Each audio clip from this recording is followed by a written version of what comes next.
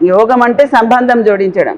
సంబంధం జోడించడం అంటే మనం అనుకుంటున్నాము బాబాతో సంబంధం జోడించడము, అదే కదా యోగం. ఆత్మకి పరమాత్మతో సంబంధం జోడించడము ఇదే కదా యోగము అనుకుంటున్నాం. అవును కదా? అది యోగ సాధన. ఆత్మ తనను తాను ఆత్మగా భావించి పరమాత్మతో సంబంధాన్ని జోడించడము ఇది యోగ సాధన. అయితే యోగి జీవన శైలిలోకి వస్తే, అంటే యోగి సరే, ఒక యోగి ఎవరికైతే సంబంధము పరమాత్మతో జోడింపబడి ఉందో వాళ్ళు తన జీవన విధానంలోకి వస్తే యోగం ఏ రకంగా కనిపిస్తుంది?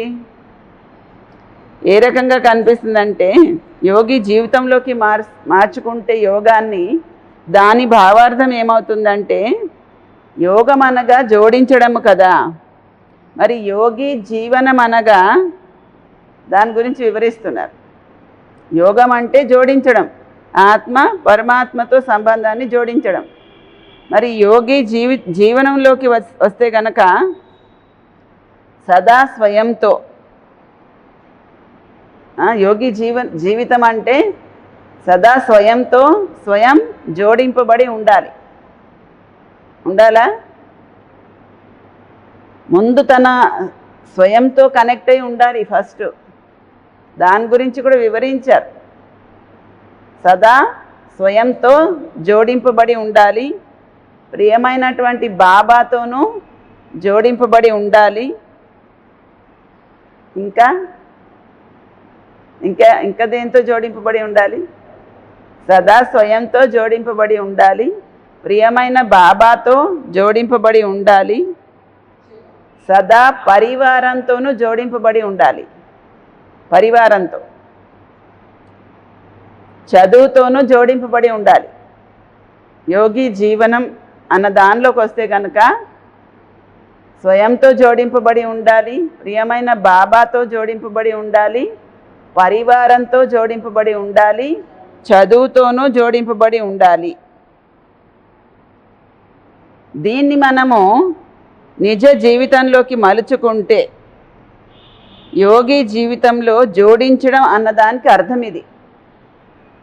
అంటే యోగాన్ని నిజ జీవితంలోకి మలుచుకుంటే జోడింపబడి ఉండడం. అలాగని జోడింపబడి ఉండడము అంటే ఇదేమి భౌతికమైన విషయం కాదు కదా. ఎలా జోడింపబడి ఉంటాం? స్వయంతో అంటే స్థూలంగానా? కాదు కదా.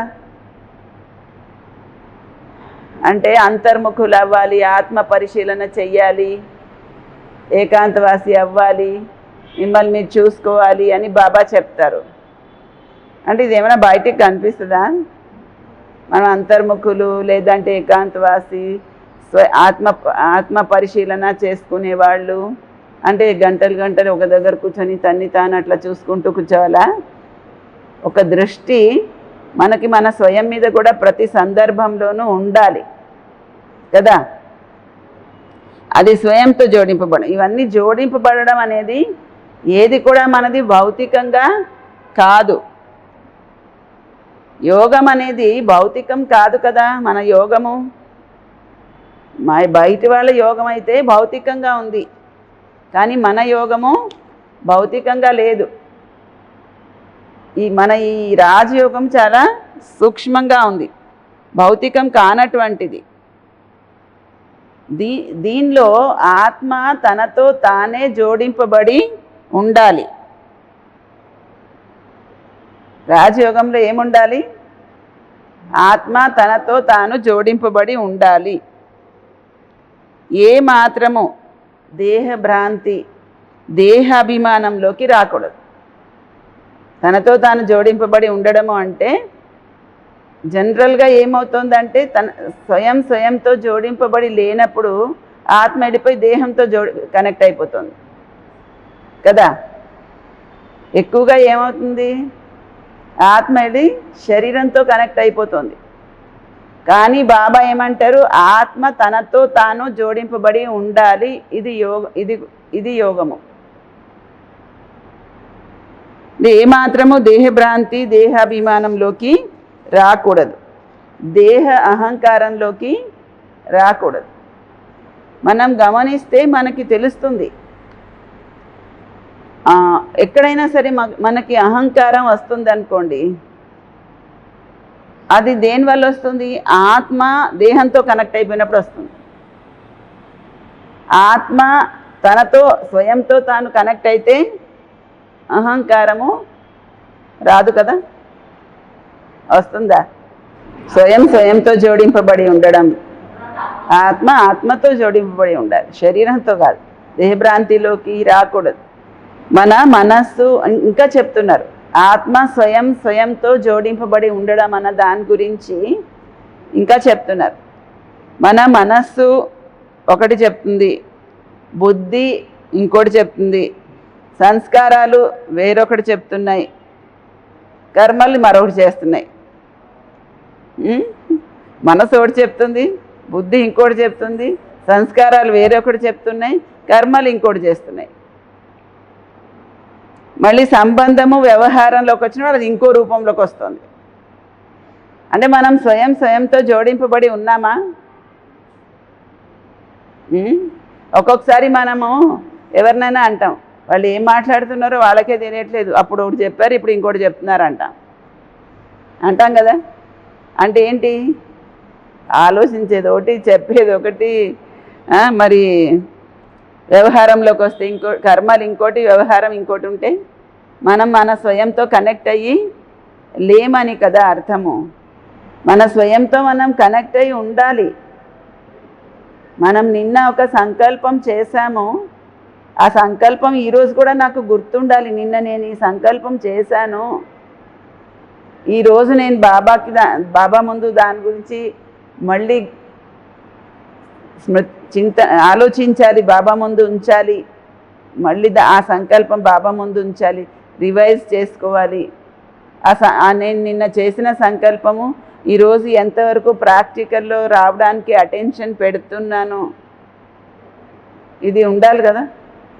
మనసు ఒకటి చెప్తుంది, బుద్ధి ఒకటి చెప్తుంది, సంస్కారాలు ఇంకోటి చెప్తున్నాయి, కర్మ ఇంకోటి ఉంది, వ్యవహారంలోకి వస్తే ఇంకో స్వరూపం అయిపోతుంది. అంటే మనం స్వయంతో కనెక్ట్ అయి ఉన్నట్లా కాదు కదా.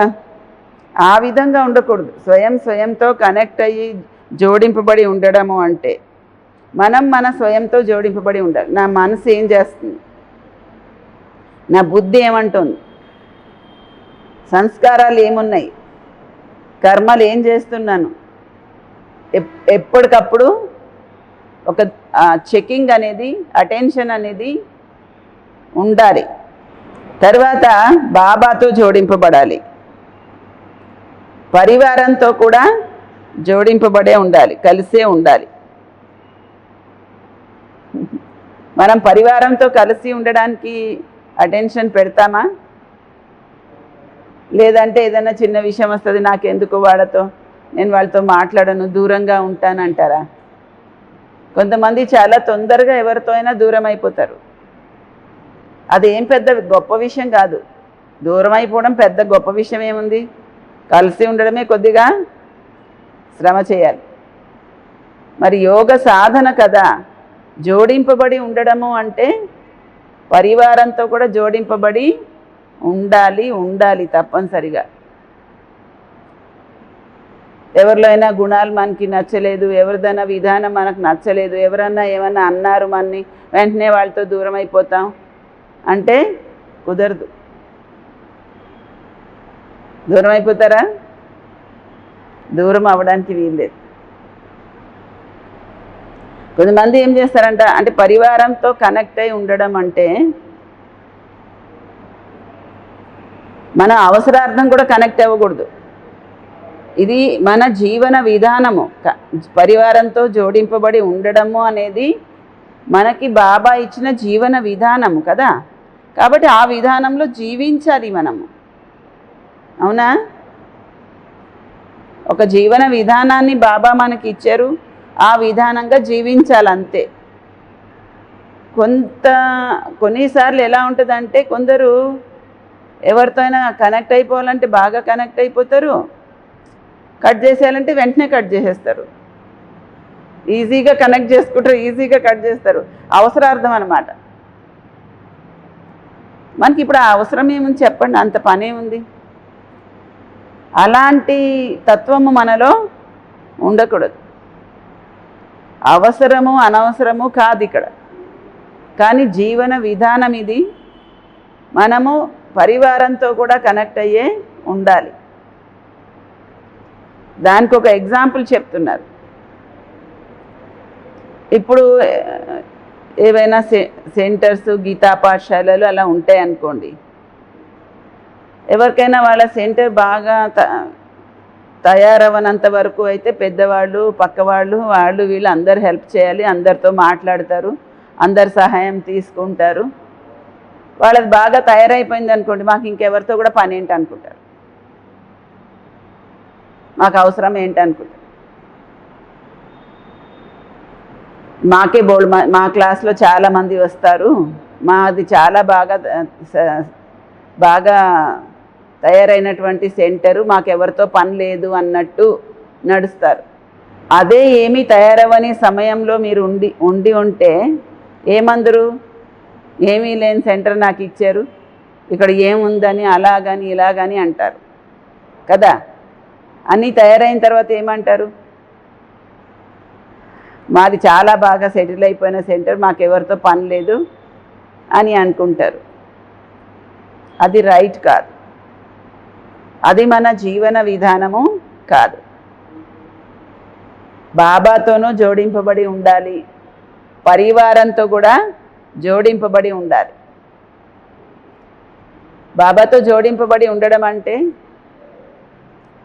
ఏమైనా మనం చేస్తున్నాము, బాబా చేయిస్తున్నారు కదా. మీరు చాలా బాగా సేవ చేస్తూ ఉండొచ్చు, చాలా బాగా శ్రమ పడుతూ ఉండొచ్చు, అవన్నీ ఎవరు చేయిస్తున్నారు? బాబా చేయిస్తున్నారు. మనం కానీ బాబా చేయిస్తున్నారు అన్న భావంతో జీవిస్తే మనలో లేని కళలు కూడా బాబా నింపుతారు తెలుసా. మనలో ఏమన్నా విశేషతలు లేకపోవచ్చు, మాట్లాడుతున్నారు ఆపేమని వెనకాల. మనలో చాలా కళలు లేకపోవచ్చు, అయితే కూడా బాబా నింపేస్తారు ఆ సమయంలో తెలుసా. బాబా నాకైతే అంత తెలియదు, కానీ మీరే చేయించాలి, ఏం చేయిస్తారో మీదే బాధ్యత అని బాబా మీద పెట్టండి, బాబా చాలా బాగా చేయిస్తారు. నాకు అన్నీ తెలుసు, నాకు చాలా బాగా వచ్చు అనుకున్నప్పుడు వచ్చినవే మర్చిపోతాం కదా. నాకేం తెలియదు బాబా నువ్వే చేయించు అంటే మనకు రాంది కూడా చేయిస్తాడు ఆయన. నాకు అన్నీ తెలుసు అనుకుంటే ముందు కూడా మర్చిపోతాం. అందుకే ఎప్పుడు కూడా బాబా చేయిస్తున్నారు, బాబా నడిపిస్తున్నారు, బాబా బాబా అనాలి మనం, బాబాతో కనెక్ట్ అయి ఉంటే కనుక. సరే బాబా మనతో చేయించారు, మనం అనుకుంటున్నాం నేనే చేశానని, ఆ తర్వాత పరివారంతో కనెక్షన్ కూడా అంత ఉండదు. మనకు బాబాతో కనెక్షన్ లేదు కదా, లేదంటే అప్పుడు పరివారంతో కూడా జోడింపబడి ఎలా ఉంటాం? బాబాతోనే జోడింపబడి ఉండట్లేదు, పరివారంతో జోడింపబడి ఎక్కడ ఉంటాం? మనం బాబాతో జోడింపబడి ఉంటున్నామా? కూర్చున్నప్పుడు యోగం చేస్తున్నాం, బాబాతో కనెక్షన్ అంటున్నాం, కానీ ప్రాక్టికల్గా ఉన్నప్పుడు ప్రతి సందర్భంలో ఏం ఉండాలి మనలో భావం? ప్రతిదానికి బాబా కదా. నడిపించేది ఎవరు, చేయించేది ఎవరు, ఏం జరుగుతున్నా సరే ఎవరు చేయిస్తున్నారు, ఎవరు నడిపిస్తున్నారు, ఎవరు మనకి శక్తిని ఇస్తున్నారు, ఎవరు మనకు అవకాశం ఇస్తున్నారు అని ఎంతగా బాబాతో మనం జోడింపబడి ఉండాలి. అప్పుడు ఏమనుకుంటున్నాము, ఏమైనా చేస్తున్నప్పుడు చెందుతున్నప్పుడు నేను చేస్తున్నా అనుకుంటున్నాం. అలా అనుకున్నప్పుడు ఏమైందంటే నాకు ఎవరితో పని ఏంటి అనిపిస్తుంది కదా. నేను చేస్తున్నా అని బాబా చేయిస్తున్నారు, బాబా బాబా అని బాబాతో మీరు జోడింపబడి లేనప్పుడు నీకు తర్వాత వచ్చేది అదే. ఇంకా నాకెవరితో పని ఏంటి, నాకు అన్నీ సఫిషియెంట్గా ఉన్నాయి, సమృద్ధిగా ఉన్నాయి, నాకేం లోటు లేదు అన్న భావం వస్తుంది. మనం పరివారంతో కూడా జోడింపబడియే ఉండాలి. కొంతమంది అనుకుంటారంట నాకు ఈ సెంటర్తో పని ఏంటి, వీళ్ళతో కనెక్షన్ వదిలేసి నేను వేరే సెంటర్తో కనెక్షన్లోకి వెళ్ళిపోతాను. ఎక్కడైనా కనెక్షన్లోనే ఉండాలి కదా. వీళ్ళతో నాకు పని ఏంటి, ఇంకొకరితో నేను కనెక్షన్లో వెళ్తా అంటే అర్థం ఏంటి? కొన్నిసార్లు మన క్షేత్రంలో అభివృద్ధి పొందిన తర్వాత మాకేం పని సెంటర్తో, మాకు పని ఏంటి అనుకుంటారట. అభివృద్ధి అయిన తర్వాత ముందనరు, మా క్లాస్ మాకు చాలా బాగుంది అనుకుంటారు. ఇటువంటి ఆలోచన రావడము ఏమనాలి? అది ప్రమాద గంటికలు మోగుతున్నాయని అనుకోవాలి. ప్రమాద గంటికలు, ఏదో ప్రమాదము జరుగుతుంది, మన స్థితి డౌన్ అయిపోతుంది అని. ఇది మనను పరంధామంలో కూడా పరివారంతో కలిసి ఉండనివ్వదు. ఇలాంటి ఆలోచనలు ఏం చేస్తాయి? పరంధామంలో కూడా మనని పరివారంతో కలిసి ఉండనివ్వవు. ఇక్కడ పరివారంతో కలిసి ఉండము అంటే పరంధామంలో కూడా కలిసి ఉండము. మీకు తెలుసా, పరంధామంలో మనం అందరూ ఆత్మలు ఎవరితో కలిసి ఉంటాము? బాబాతో. రైటే, కలిసి. దేవతా ధర్మం వాళ్ళందరూ ఒక సెక్షన్ కదా, అందులో మీరు ఉంటారా లేదా ముస్లిమ్స్ వాళ్ళ సెక్షన్లో వెళ్తారా? చెప్పండి. దేవతా ధర్మం వాళ్ళ సెక్షన్లో మనం ఉండాలి కదా. మరి దేవతా ధర్మంలో ఉండే ఆత్మలతో పరివారంతోనే మనం కలిసి ఉండలేమంటే పరంధామంలో వెళ్ళి కూడా వాళ్ళతో కలిసి సెక్షన్లో ఉండలేము. తర్వాత కల్పం అంతా కూడా మనం ఇంకా పరివారంతో కలిసి ఉండలేము కదా. ఉండలేని లక్షణాలే పనిచేస్తుంటాయి. కల్పం అంతట్లో మీరు సత్యయుగం మొదలుకొని కలియుగం చివరి వరకు ఎవరితో కలిసి వస్తారు? ఎవరితో కలిసి ఉండాలి, ఎవరితో కలిసి రావాలి, ఎవరితో కలిసి జీవించాలి, అది మనకు అర్థమవుతుంది కదా. సంగమ యుగంలో అయితే ఏక్ బాబా దూసరా నా కోయి. బాబాతో జోడింపబడి ఉంటే పరివారంతో కూడా జోడింపబడి ఉంటారు. బాబా మనకి చూపించేటువంటి మార్గమే అది. ఇంకా ఇక్కడ మనం పరివారంతో కలిసి ఉండము అంటే కనుక కల్పం అంతట్లో కూడా మనం పరివారంతో కలిసి ఉండలేం. వాస్తవానికి మొత్తం కల్పంలో సంగమ యుగంలో మాత్రమే మనం ఇంత పెద్ద పరివారంతో కలిసి ఉండే అవకాశము దొరుకుతుంది కదా. అవునా? ఇంకా ఇంత పెద్ద పరివారం కావాలంటే ఇంకే యుగంలో అయినా దొరుకుతుందా? ఏ యుగంలోనూ దొరకదు. ఇది చాలా వండర్ఫుల్ ఛాన్స్ అన్నమాట. ఇంత పరివారం యొక్క సుఖాన్ని ఇక్కడే మనం పొందగలం. ఇప్పుడు మనం పరివారాన్ని తెలిసి కలిసి ఉంటున్నాం కదా. ఇది నా పరివారము అని గుర్తించి తెలుసుకొని, తెలుసు కదా మనకి మనందరూ ఒక ఈశ్వరీయ పరివారం అని తెలిసి మనమందరూ సత్యయుగంలో, త్రేతాయుగంలో, అన్ని యుగాల్లో కూడా కలిసిమెలిసి జీవిస్తాము అని ఇప్పుడు తెలిసి మనం కలుస్తున్నాం కదా. అలా అయితే ఎంత విలువ ఉండాలి, ఎంత విలువ ఉండాలి పరివారం పట్ల. ఇక్కడ మనకి ఒక అలౌకికత, ఒక ఆత్మిక స్థితి, ఆత్మిక భావము ఉంటుంది. ఇలాంటి అలౌకికత, ఇలాంటి ఆత్మిక భావము మనకి ఇంకా వేరే ఏ యుగంలో ఏ పరివారం అని ఏమనుకున్నా కూడా అక్కడ ఉండదు. సత్యయుగంలో కూడా ఉండదు. సంగమ యుగంలో ఉన్నటువంటి అలౌకికత, ఆత్మిక స్థితి, ఆత్మిక భావము మనకి సత్యయుగంలో కూడా ఉండదు. మరి యోగం అంటే మనకి పరివారంతో కూడా బంధం అనేది ఉంటుంది. ఉంటుందా? తప్పకుండా ఉంటుంది. ఇంక దేంతో సంబంధం ఉండాలని చెప్పారు? నాలుగోది చదువు. చదువు అంటే అది మనకు సంగమ యుగంలో ఖజానా. ఇది మనకు శక్తినిచ్చేటువంటి ఒక స్రవంతి. మనకి ఆత్మకి శక్తి ఏమైనా దొరుకుతుంది అంటే అది చదువు ద్వారానే దొరుకుతుంది కదా. ఒకవేళ చదువు మిస్ అయిపోతే, లేదా అంటే కొద్దిగా చదివి కొద్దిగా వదిలేసి అలా చేస్తే చదువు వలన ఆత్మకి రావాల్సినంత శక్తి రాదు. అవునా? ఒకవేళ చదువు మనం ఇటు అటుగా చదువుతుంటే కనుక అంత శక్తి రాదు. యోగం అనేది ఒక జీవన విధానము, కేవలం ఒక సబ్జెక్ట్ కాదు. ఉమ్? ఒక సబ్జెక్టు చదివేసి పూర్తి చేసేద్దాం అనుకునే విషయం కాదు. యోగం అనేది జీవన విధానము. యోగం అంటే సంబంధము, కలయిక. మరి నా సంబంధము ఎవరితో ఉంది అది కూడా చూడాలి కదా. నా సర్వ సంబంధాలు బాబాతో ఉన్నాయా?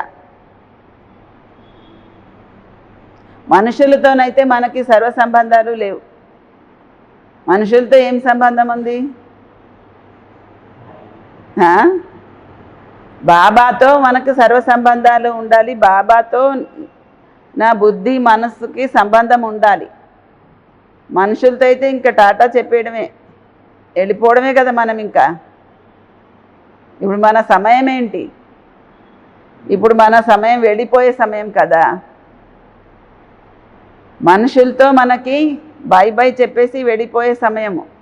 కానీ ఇప్పుడు ఈ సంగమయుగి జీవితంలో మటుకు బాబాతో సర్వ సంబంధాలు జోడించేటువంటి సమయం. మీకేమనిపిస్తుంది? నేను బాబాతో ఎక్కువగా సంబంధాన్ని అనుభూతి పొందుతున్నానా, అనుభవం చేస్తున్నానా, లేదంటే నాకు దేహదారులతోనే ఎక్కువగా సంబంధం ఉందా? దేహదారులతో సంబంధం ఎక్కువగా ఫీల్ అవుతుందా మనసుకి, ఆత్మకి, లేదంటే బాబాతో ఉన్న సంబంధం ఎక్కువగా ఫీల్ అవుతుందా నాకు? అది మనం పరిశీలించుకోవాలి. ఎవరితో మనకు సంబంధం ఎక్కువగా అనుభూతి పొందుతున్నామన్నది, మన ఫీలింగ్ ఎలా ఉంది? బాబాతో ఉన్న సంబంధమే నాకు చాలా ఎక్కువ అన్నట్టుందా, లేకపోతే దేహదారులతో ఉండే సంబంధం ఎక్కువగా అన్నట్టుందా? అందుకే నాకు ప్రియమైన బాబాతో సర్వ సంబంధాలు నిలుపుకోవడం వస్తుందా అని చూసుకోవాలి. ఏం చూడాలి? ప్రియమైన బాబాతో నాకు సర్వ సంబంధాలు జోడించడము వస్తుందా? దీన్నే ఏమంటారంటే మన పవిత్రమైన వ్యక్తిత్వాన్ని తయారు చేసుకోవడం అని, హోలిస్టిక్ పర్సనాలిటీ అని చెప్తున్నారు.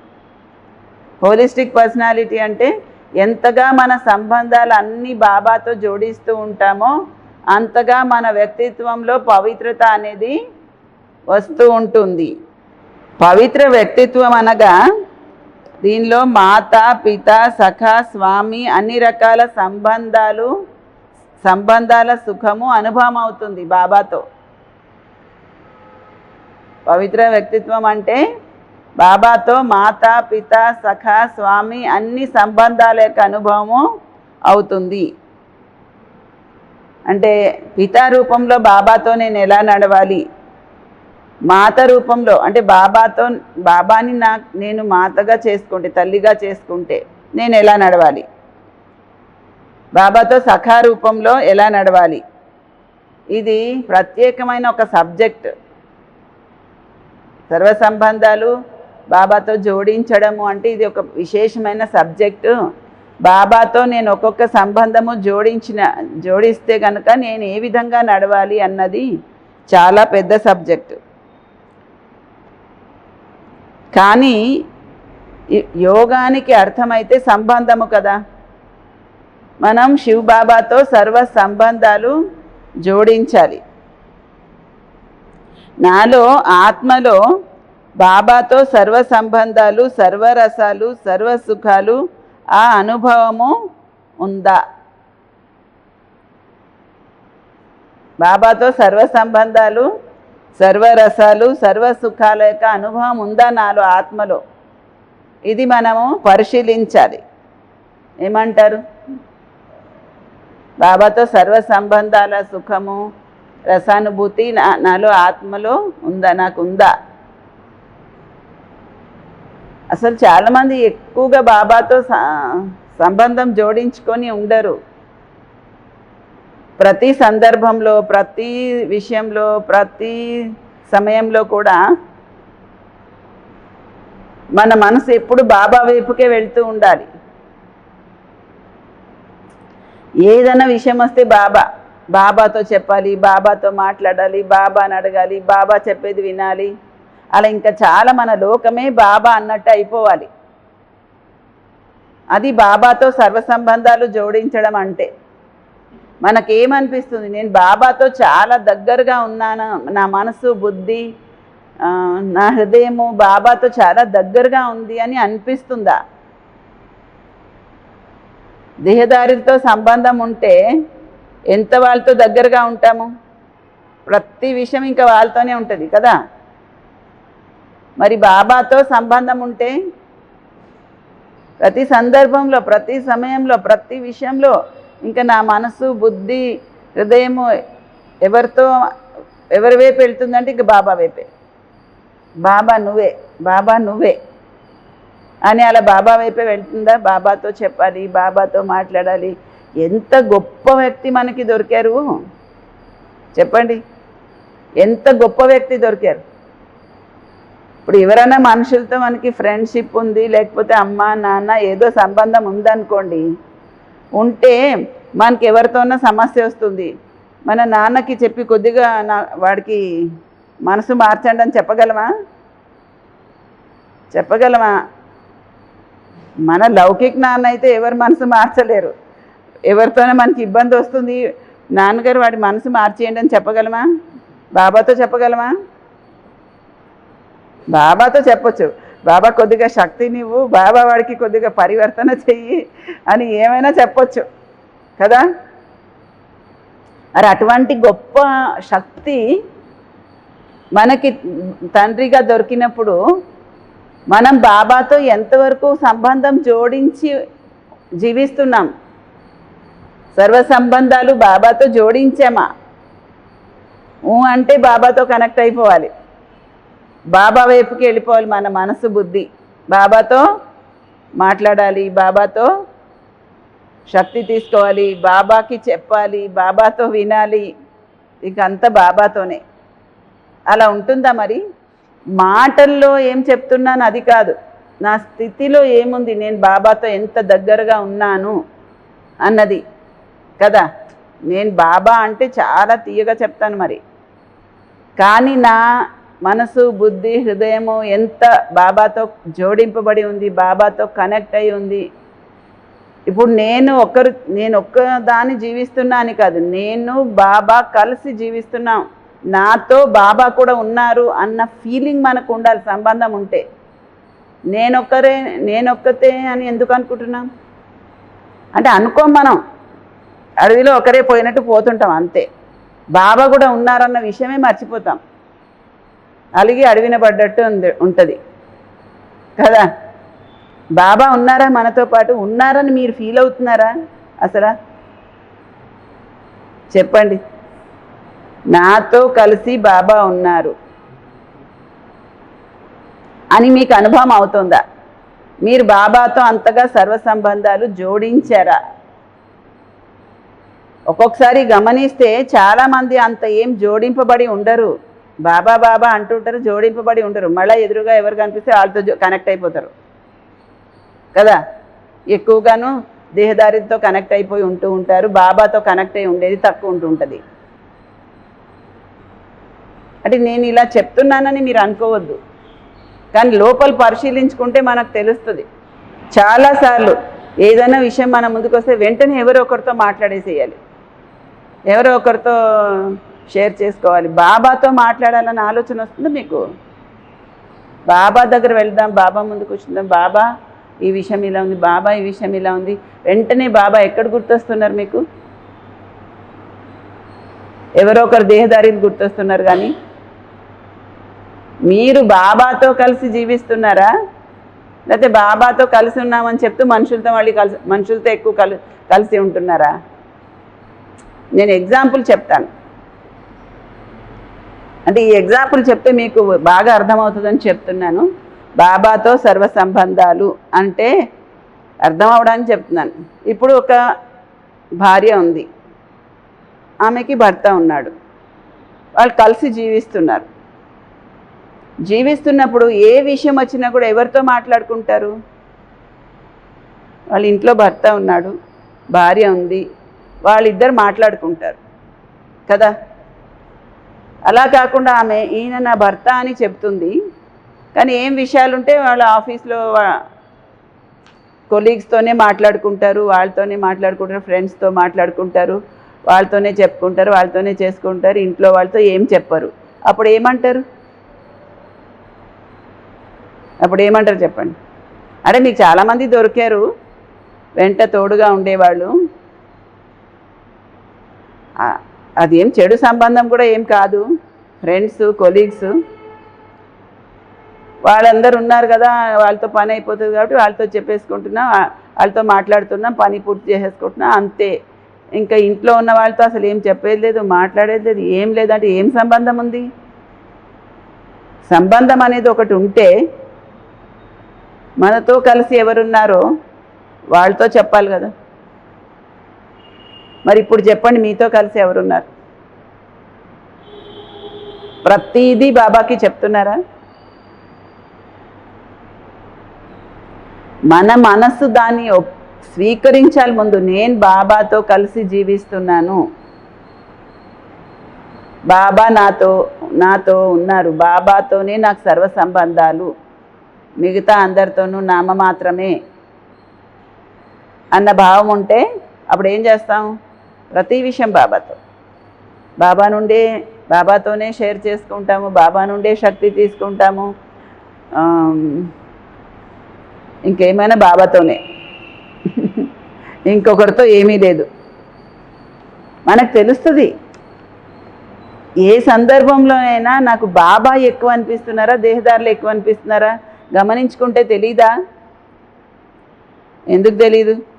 ఒకవేళ మనకి శివబాబాతో మనకు ఏ సంబంధం యొక్క అనుభవం లేదో మన బుద్ధి ఆ సంబంధం వైపే లాగబడుతుంది. శివబాబాతో మీకు ఏదైనా ఒక సంబంధం అనుభవం లేదనుకోండి, తర్వాత మీ బుద్ధి ఆ సంబంధం వైపే లాగబడుతుంది. ఒకవేళ నాకు శివబాబాతో కొడుకు సంబంధం అనుభవం లేదనుకోండి, బాబా నా కొడుకు అన్నటువంటి అనుభూతి లేదనుకోండి, అప్పుడు ఏమవుతుంది? చివరి సమయంలో లౌకిక కొడుకు గుర్తొస్తారు. మరి చివరి సమయంలో ఎవరు గుర్తు రావాలి? బాబా గుర్తు రావాలి, కానీ లౌకిక కొడుకు కాదు కదా. ఒకవేళ బాబాతో నాకు సద్గురువుగా అనుభవం లేకపోతే అంతిమంలో బుద్ధి భ్రమిస్తుంది, బుద్ధి ఏకాగ్రము స్థిరము అవ్వదు. అందుకే యోగం అనగా సంబంధము. ఎవరితో? బాబాతో సర్వ సంబంధాలు. యోగం అంటే బాబాతో సర్వ సంబంధాలు. సంబంధాలలో సర్వ సంబంధాల సుఖము ఆత్మకి అనుభవం ఉండాలి. తెలిసిందా? సంబంధాలు అంటే సర్వ సంబంధాల యొక్క సుఖం, బాబాతో సర్వ సంబంధాల యొక్క సుఖము ఆత్మకి ఉండాలి. అది యోగము. యోగం అంటే డిసిప్లిన్. యోగం అంటే ఏంటి? క్రమశిక్షణ. యోగం అంటే డిసిప్లిన్. మరి నాకు డిసిప్లిన్ ఇష్టమవుతుందా? క్రమశిక్షణ ఇష్టమవుతుందా? ఏదైనా ప్రిన్సిపల్స్, ఏదైనా డిసిప్లిన్ బాబా పెట్టారు, అది నాకు ఇష్టమవుతుందా? ఇది ఒక బంధనలాగా ఉంది అని అనిపిస్తుందా? ఏమనిపిస్తుంది? చాలామంది ఆ డిసిప్లిన్ ఏమైనా ఉంటే, ప్రిన్సిపల్స్ ఏమైనా బాబా ఇంట్లో, బాబా పిల్లలు అయిన తర్వాత మనకి బాబా మర్యాదలు, నియమాలు, అలాంటి క్రమశిక్షణ డిసిప్లిన్ పెట్టారనుకోండి, అది చాలా బందికానలాగా అనిపిస్తుంది చాలామందికి. కానీ బాబా పెట్టినటువంటి డిసిప్లిన్ మనకి బందికానలాగా అనిపించకూడదు. ఈ డిసిప్లిన్ నా జీవితానికి ఒక అలంకారం అని అనుకోవాలి కదా. మరి నాకేమనిపిస్తుంది? క్రమశిక్షణ ఇష్టమవుతుందా? ఈ క్రమశిక్షణ ఇష్టమవ్వడం అనే దాంట్లో చాలా లోతుంది. ఒకటి ఏంటంటే, డిసిప్లిన్ ఇష్టమవుతుందని అంటాం మనము. అయితే ఎవరైనా చెబితే నేను డిసిప్లిన్లో ఉంటున్నానా, లేదంటే నాకు నేనే డిసిప్లిన్ బాబా చెప్పింది అర్థం చేసుకొని నాకు నేనే డిసిప్లిన్ విధించుకొని దానిలో జీవిస్తున్నానా? జనరల్గా ఏమవుతుందంటే, మెజారిటీ ఎక్కువ మంది ఎవరైనా చెప్తే ఆ విధంగా నడుస్తారు. అంత దాకెందుకు? ఇప్పుడు యోగానికి కానీ క్లాస్కి కానీ దేనికి కానీ టైంకి రావాలి అనుకోండి. అందరూ కలిసి ఉన్నప్పుడు బట్టీలో ఉన్నప్పుడు రోజు అటెన్షన్ ఇప్పిస్తుంటే అప్పుడు టైం ప్రకారం అన్నీ చేస్తారు. ఎవరు మనని అనేవాళ్ళు అడిగేవాళ్ళు ఎవరు లేకపోతే మన ఇష్టం కదా. ఎవరైనా మనని అనేవాళ్ళు ఉంటే చెప్పేవాళ్ళు ఉంటే డిసిప్లిన్లో నడుస్తాం. ఎవరు అనేవాళ్ళు చెప్పేవాళ్ళు లేదంటే మన ఇష్ట ప్రకారం నడుస్తాం. అలా ఉండకూడదు. అంటే ఎవరైనా చెబితే నేను డిసిప్లిన్లో నడుస్తాను అది రైట్ కాదు. నాకై నేను డిసిప్లిన్ని విధించుకోవాలి. నేను మనం యోగి జీవితంలో ఉన్నాం కదా. యోగి జీవితంలో ఉన్నామంటే సెల్ఫ్ ఇంపోజ్డ్ డిసిప్లిన్ ఉండాలి. సెల్ఫ్ ఇంపోజ్డ్ డిసిప్లిన్ అంటే మనకు మనమే విధించుకున్నటువంటి డిసిప్లిన్ అది. యోగి ఆత్మకి, నేను యోగి ఆత్మ కదా, యోగి ఆత్మకి సహజంగానే క్రమశిక్షణ ఉందా, న్యాచురల్గా ఉందా నాలో? అంటే నాలో డిసిప్లిన్ అనేది న్యాచురల్గా ఉండాలి. ఎవరైనా పైనుంచి కొద్దిగా ఇలా వేలు పెడితే వచ్చే డిసిప్లిన్ కాదు. దానికే ఎగ్జాంపుల్ చెప్తున్నారు. ఏం చెప్తున్నారంటే, మనకి ఏదైనా అభిప్రాయ భేదం వస్తుంది అనుకోండి, మేము ఈ అక్కయ్యతో కనెక్షన్లో ఉండము, వేరే వాళ్ళతో కనెక్షన్లో పోతాము, అలాగా అంటూ ఉంటారు. అది మన జీవితాన్ని డిసిప్లిన్లో నడిపించుకోవడమా? బాబా యజ్ఞము అంటే ఈశ్వర్య విశ్వవిద్యాలయం యొక్క లెక్కల్లో ఒక క్రమశిక్షణ అనేది బాబా యజ్ఞంలో పెట్టారు కదా ఆల్రెడీ. బాబా ఏ విధానాన్ని పెట్టారో దాని ప్రకారం మనం ఫాలో అయిపోవడమే రైట్ విషయం. అంతేగాని నాకు ఈ అక్కయ్యతో అభిప్రాయ భేదం వచ్చింది కాబట్టి ఈ అక్కయ్యతో అసలు కలిసి ఉండను, వేరే సెంటర్లో అక్కయ్యతో కనెక్షన్లో ఉంటాను అంటే అది డిసిప్లినా? అది డిసిప్లిన్ మాత్రం కాదు. యోగికి క్రమశిక్షణ ఏదైనా సరే దాన్ని అనుసరించడం అనేది కష్టమని అనిపించదు కదా. యోగికి క్రమశిక్షణని అనుసరించడం ఏమీ కష్టం అనిపించదు. సరే, పెద్దవాళ్ళు ఏమైనా చెప్పారు ఆ విధంగానే చేద్దాము, సరే ఈజీగా సహజంగా దాన్ని స్వీకరిస్తారు, యాక్సెప్ట్ చేస్తారన్నమాట. దాని వివరణ కూడా చెప్పాలంటే చాలా ఉంది.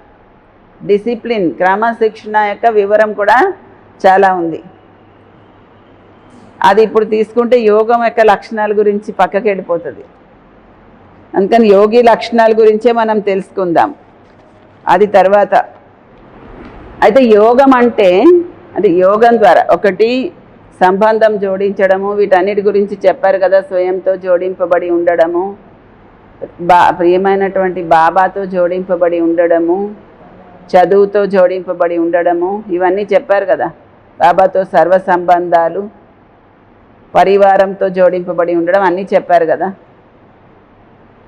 తర్వాత చెప్పాలంటే యోగం ద్వారా, యోగం యొక్క లక్షణాలు కదా, యోగం ద్వారా మనలో అన్ని విధాలుగా ఉన్నతి అనేది జరగాలి.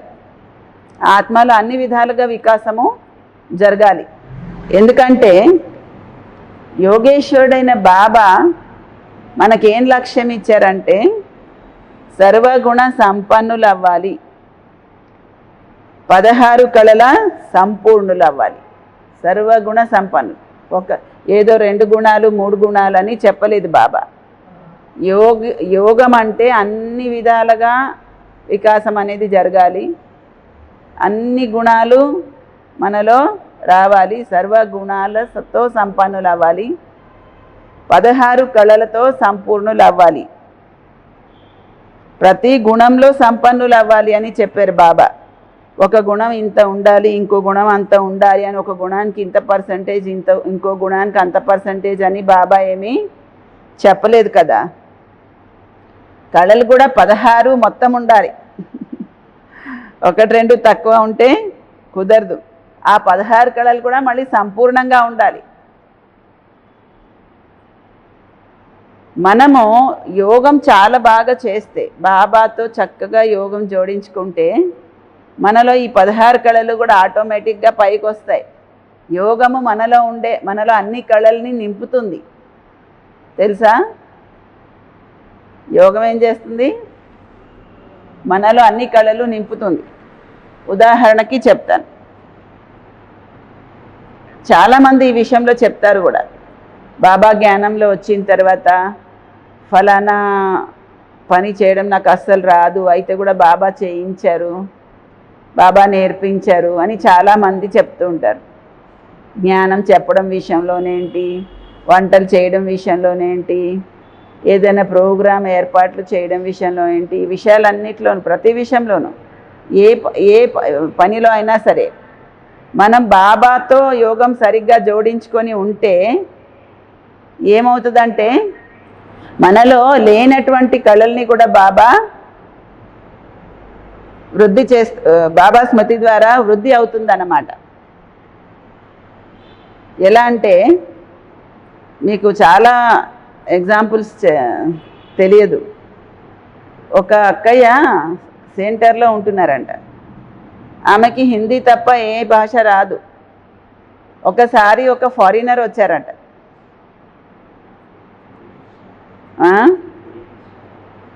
ఫారినర్ వస్తే ఆమెకి ఇంగ్లీష్ రాదు, కానీ ఆయనకి చెప్పాలి. ఆమె బాబాని తలుచుకొని చెప్పడం మొదలుపెట్టారంట. ఆయనకి ఏ విధంగా చెప్పారో తెలియదు, ఇంగ్లీష్లోనే చెప్పారట. ఏం చెప్పారో ఈయనకి కూడా తెలియదట.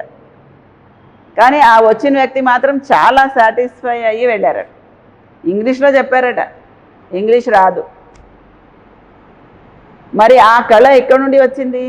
బాబాతో కనెక్ట్ అయ్యి ఉండడం వల్ల కదా. ఒక్కొక్కసారి ఏదైనా ఒక సేవ మనకి బాబా అప్పచెప్తారు. మనం ఇంతకు ముందు ఎప్పుడు ఆ సేవ చేసి ఉండం, ఆ పని చేసి ఉండం. మనం ఏమంటాం, నాకు ఇది రాదు, నాకు ఇది ఏం తెలియదు, అనుభవం లేదు నాకు ఈ విషయంలో అని అంటాం.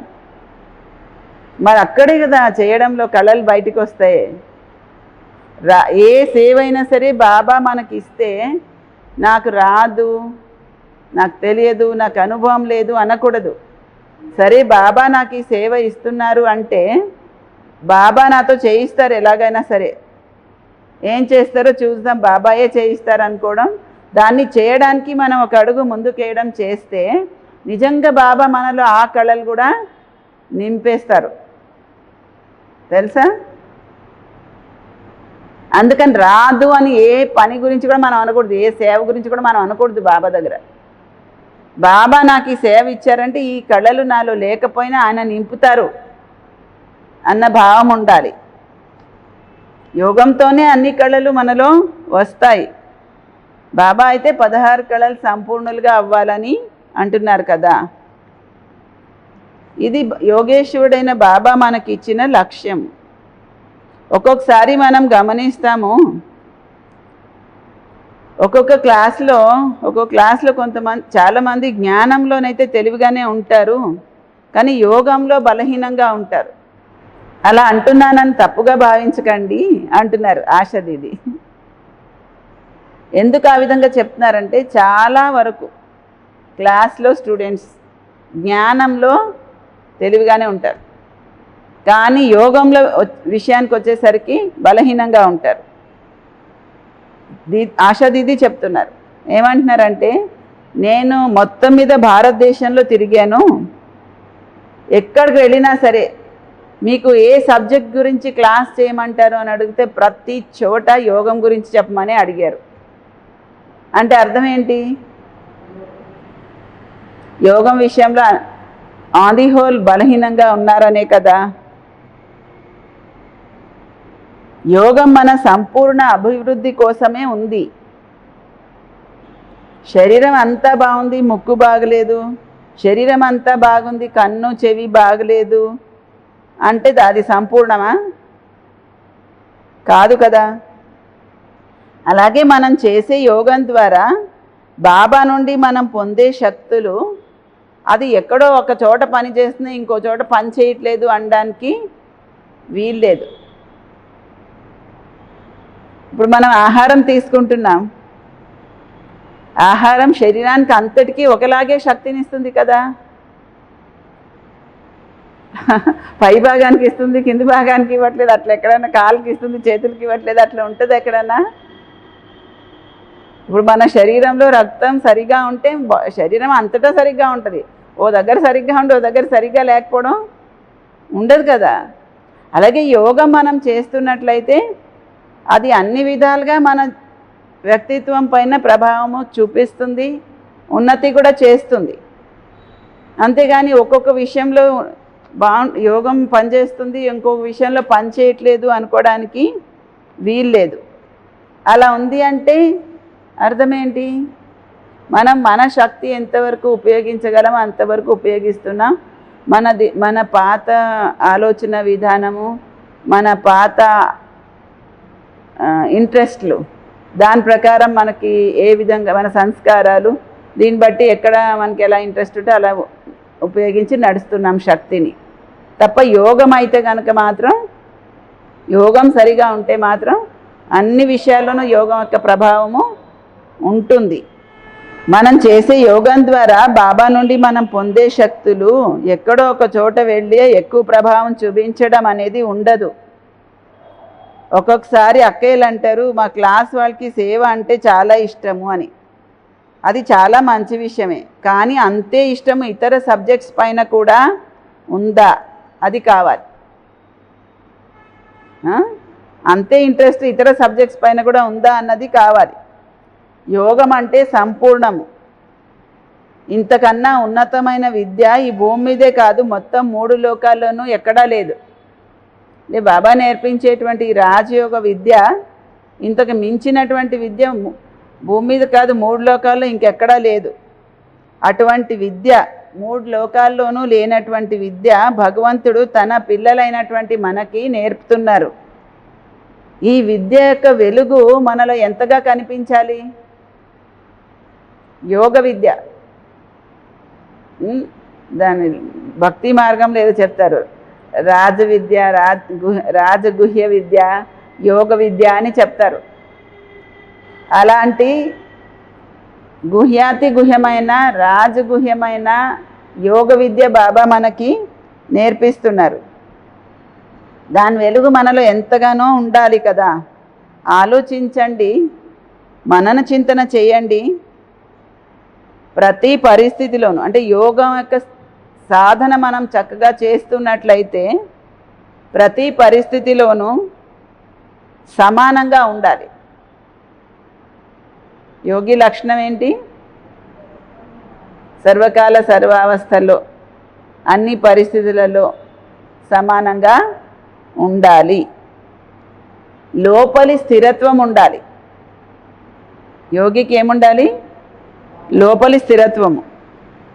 నింద, స్తుతి, మానవమానాలు, సుఖ దుఃఖాలు, లాభము, హాని అన్నిట్లోనూ సమానంగా ఉండాలి. కానీ ఇది పిన్ని గారింటికి వెళ్ళినంత సులువు మాత్రము కాదు. యోగికి లోపలి స్థిరత్వం కావాలి. నిందాస్తుతి, మాన అవమానాలు అన్నిట్లోనూ సమానంగా ఉండాలి. ఇది చిన్నమ్మ గారింటికి వెళ్ళినంత సులువు మాత్రం కాదు. దీనికోసము చాలా స్ట్రాంగ్గా యోగి జీవన విధానం మనలో ఉండాలి. దీనికి ఒక ఉదాహరణ చెప్తాను అంటున్నారు. ఢిల్లీలో ఒక అన్నయ్య ఉండేవారు. ఆయనది ఇంటర్నేషనల్ లెవెల్లో ఎక్స్పోర్ట్ బిజినెస్, డ్రెస్లు అవన్నీ. చాలా పెద్ద బిజినెస్, చాలా ఎస్టాబ్లిష్ అయిపోయిన బిజినెస్. ఆయనకి తన సొంత గోడౌన్స్ ఉన్నాయట. ఒకసారి ఫైర్ యాక్సిడెంట్ అయ్యి ఆయన గోడౌన్స్ కాలిపోయినాయట. దీది అడిగారట, ఏంటి పరిస్థితి, ఎలా ఉన్నారు అని. ఆయన ఏమన్నారో తెలుసా? డ్రామా అలా ఉంది అన్నారట. ఏం పర్లేదు ఇది డ్రామా అన్నారట. మరి అంత స్థిరత్వం ఉండగలదా చెప్పండి? అంత పెద్ద బిజినెస్, గోడౌన్ కాలిపోయింది, మొత్తం స్టాక్ పోయింది, కోట్లలో నష్టం వచ్చింది. ఎంత నష్టం అయింది అని అడిగితే చాలానే నష్టం వచ్చింది,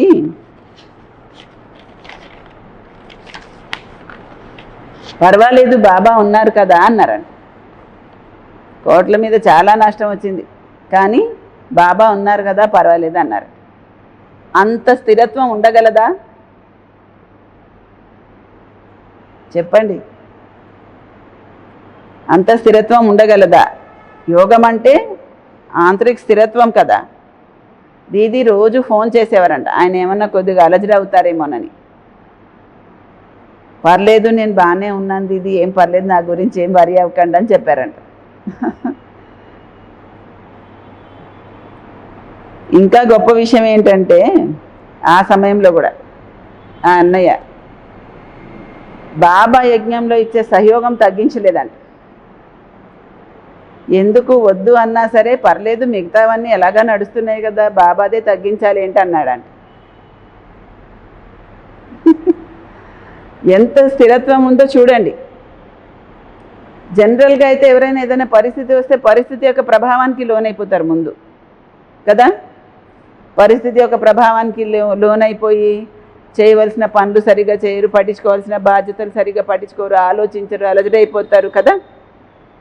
కానీ ఆయన ఎంత స్థిరత్వం అంటే అన్ని పరిస్థితుల్లోనూ డ్రామా, బాబా ఉన్నారు, బాబా చూసుకుంటారు, ఏం పర్వాలేదు అని చెప్పి బాబా యజ్ఞంలో చేసే సహయోగం ఇంత ఒక రూపాయి కూడా తగ్గించలేదండి. అన్నీ ఎలా నడుస్తున్నాయి, ఇది అలాగే నడుస్తుంది అన్నారు. బాబా ఒకరిదే నేను తగ్గించాలి ఏంటి అన్నారు. మిగతావన్నీ నడుస్తున్నాయి కదా అన్నారట. అది యోగం ద్వారా స్థిరత్వము. నిశ్చయం ఒక పేపర్లో 100% మార్క్స్ తీసుకోవడం కదా. గుల్జార్ దాది కూడా ఆయనకి ప్రత్యేకించి ఫోన్ చేసి మాట్లాడి ధైర్యం చెప్పారంట. ఎవరైతే చాలా వాళ్ళ స్థితి కోసం కేర్ చేస్తారో వాళ్ళకి వాళ్ళ స్థితి నిలుపుకోవడానికి మనకు కూడా సహాయం చేయాలనిపిస్తుంది కదా. స్థితిని కేర్ చేసేది ఏం లేదు, ఎట్లా పోతే పోయింది అన్నట్టు ఎగుడు దిగుడు చేసేసుకుంటుంటే ఇంకా మనం సహాయం చేసి కూడా లాభం ఏంటనిపిస్తుంది, అవునా కదా. స్థితిని చాలా జాగ్రత్తగా కాపాడుకోవాలనుకునే వాళ్ళకి సహాయం చేయాలని ప్రతి ఒక్కరికి అనిపిస్తుంది. పరిస్థితులు ఎవరి ముందన్నా వస్తాయి కానీ పరిస్థితుల యొక్క ప్రభావానికి లోనవ్వకూడదు.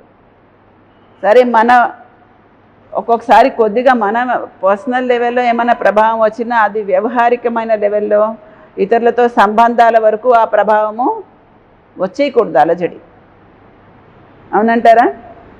ఒక్కొక్కసారి ఎందుకంటే ఇంకా మనం సంపూర్ణం అవ్వలేదు కాబట్టి మన పర్సనల్ స్థితి లెవెల్లో కొద్దిగా ఏమన్నా పరిస్థితుల యొక్క ఎఫెక్ట్ వస్తుండొచ్చు. కానీ వ్యవహారం యొక్క లెవెల్లో మరి ఇతరులతో సంబంధాల యొక్క లెవెల్లో అక్కడ కూడా మనలో అలజడి వచ్చేసిందంటే చాలా పరిస్థితి యొక్క ప్రభావానికి లోనైపోయినట్టు కదా.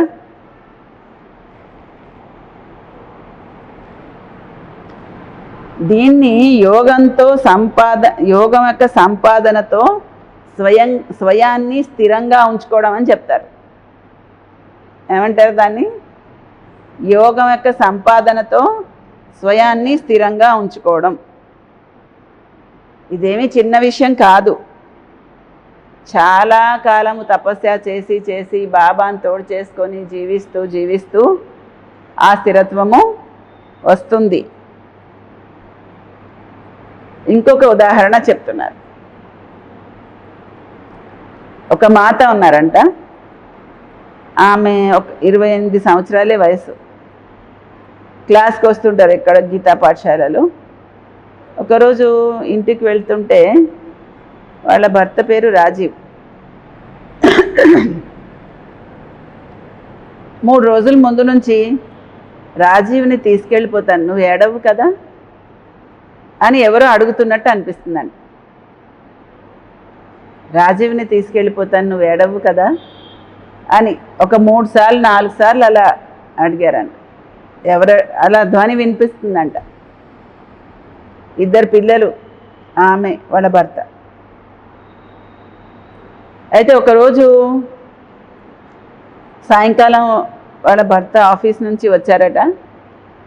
వచ్చిన తర్వాత తయారయ్యి మళ్ళీ అలా కూడా కాదు, నువ్వు నాకు మాట ఇవ్వు, నువ్వు ఏడవనని మాట ఇవ్వు అని అంటున్నారంట. ఎవరు చెప్తున్నారు? బాబా చెప్తున్నారు కావచ్చు టచింగ్. నువ్వు ఏడవనని మాట ఇవ్వు అంటే అలాగే నేను ఏడవనని అన్నదంట. ఆయన ఆఫీస్ నుంచి వచ్చాక తయారై వచ్చి కూర్చొని ఎప్పుడూ టీ తాగరంట, నాకు కొద్దిగా టీ ఇవ్వు అన్నారట. టీ పెడదామని లోపలికి వెళ్ళి చేసి తెచ్చేలోపు శరీరం విడిచిపెట్టేసి కూర్చొని ఉన్నారట. అంతే. ఆమె వయసు ఎంత? 28 సంవత్సరాలు. వాళ్ళ అత్తవారింట్లో వాళ్ళు కానీ పుట్టింట్లో వాళ్ళు కానీ ఎవ్వరు ఇంత బాధ్యత పట్టించుకోలేదట. బాధ్యత ఏం లేకుండా వదిలేశారట. బాబా మటుకు ఏం పర్వాలేదు, బాబా ఉన్నారని చెప్తున్నట్టు అనిపించేదంట ఆమెకి. ఆమెకి ఉద్యోగం కూడా దొరికిందంట. తర్వాత ఇల్లు కూడా కట్టుకున్నారు, పిల్లల్ని కూడా జాగ్రత్తగా పెంచారు. ఆమె అదే చెప్తారట, బాబా తోడున్నారు నాకు, ఎవ్వరు వదిలేసినా బాబా నా తోడు వదిలేయలేదు. అలా బాబా చెప్పిన రోజు బాబా నేను ఏడవను అని బాబాకి మాట ఇస్తే ఆమెకి ఏమనిపించిందంట, బాబా తన నుదుట్లో తిలకం పెడుతున్నట్టు అనిపించిందంట ఆమెకి. నేను నీ తోడున్నానని. ఎలా అనిపిస్తుంది ఎవరికైనా కూడా? ఒక 28 సంవత్సరాల వయసులో వాళ్ళ భర్త చనిపోతే ఎలా అనిపిస్తుంది? కష్టం అనిపిస్తుంది కదా. కానీ ఎవరి తోడుగా ఉండి ఆమె ఆ పరిస్థితిని ఎదుర్కొన్నారు?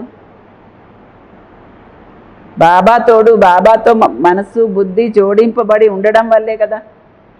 బాబా ఆమెకి సహాయం చేశారు, తోడున్నారు, ధైర్యం నింపారు, అన్నీ చేశారు కదా. లౌకిక దేహ సంబంధికులు అందరూ వదిలేసినా కూడా బాబా వదలకుండా తోడున్నారు కదా. ఆమె ఇప్పుడు జాబ్ చేస్తున్నారు, రిటైర్మెంట్ స్టేజ్కి వచ్చారట. బాబా తోడున్నారని ధైర్యంతో ఉన్నారంట. అప్పుడు 28 సంవత్సరాలు, ఇప్పుడు రిటైర్మెంట్ ఏజ్కి వచ్చారు అని. అలాగా బాబాతో ఎవరు కనెక్ట్ అయి ఉంటారో వాళ్ళకి బాబా సర్వకాల సర్వావస్థల్లో తోడుంటారు. అవునా కాదా? యోగం అనేది చాలా గుహ్యమైన తపస్య. ఊరికే కూర్చొని చేస్తే కూర్చున్నామంటే ఒక 2 గంటలు కూర్చున్నామంటే యోగం చేసేసామని కాదు. తర్వాత మన స్థితి, మన యోగం యొక్క రిజల్ట్ ఏ రకంగా మన నిజ జీవితంలో కనిపిస్తోంది, అది కదా యోగము. అవునా? నేను చేశాను యోగము, నేను చేసిన యోగం యొక్క రిజల్ట్ నా నిజ జీవితంలో ఏ విధంగా కనిపిస్తోంది, అది యోగం. యోగం అంటే చాలా గుహ్యమైన తపస్య. మనము చిన్న చిన్న విషయాలలోకి రాకూడదు యోగం యొక్క స్థితి ఉంటే కనుక. అసలు యోగం అంటే నింద, స్తుతి, మాన, అవమానాలు అన్నిట్లోనూ మహిమ, అన్నిట్లోనూ మనం సమానమైన స్థితిని నిలుపుకోవడమే యోగము కదా. యోగం అంటే చిన్న చిన్న విషయాల్లోకి రావడం కాదు. నింద, స్తుతి, మాన, అవమానాలు, సంతోషము, దుఃఖము అన్ని సమయాల్లోనూ స్థిరత్వం నిలుపుకోవడమే. ఎవరైనా నింద చేస్తారనుకోండి, థ్యాంక్ యూ చెప్పండి. చెప్పగలరా? థ్యాంక్ యూ చెప్పండి అంటున్నారు. ఎందుకంటే వాళ్ళు మీకు అటెన్షన్ పెంచుతున్నారు. ఎప్పటికప్పుడు మీరు ఏం మిస్టేక్ చేయకుండా చాలా అటెన్షన్ ఇప్పిస్తున్నారు నింద చేసేవాళ్ళు కదా. మంచిదే కదా. నింద చేసేవాళ్ళు ఏం చేస్తారు? ఏదో ఒకటి లేనిది ఉన్నది మన గురించి అంటూ ఉంటారు. నేను అలా చేయలేదు కదా, నేను అలా లేను కదా అని మనం ఫీల్ అవుతూ ఉంటాం. ఏం పర్వాలేదు, ఇప్పుడు మనం అలా లేము. కానీ ఇక ముందు అలా చేయకుండా అటెన్షన్ ఇప్పిస్తున్నారు, వాళ్ళు కాపలా కాస్తున్నారు మనకి కదా. అలా అనుకోవచ్చు కదా. వాళ్ళు కాపలా కాస్తున్నారు, అటెన్షన్ ఇప్పిస్తున్నారు. కాబట్టి వాళ్ళకి కూడా థ్యాంక్ యూ చెప్పండి. Security, safe guard. మన నింద చేసేవాళ్ళు ఎవరు?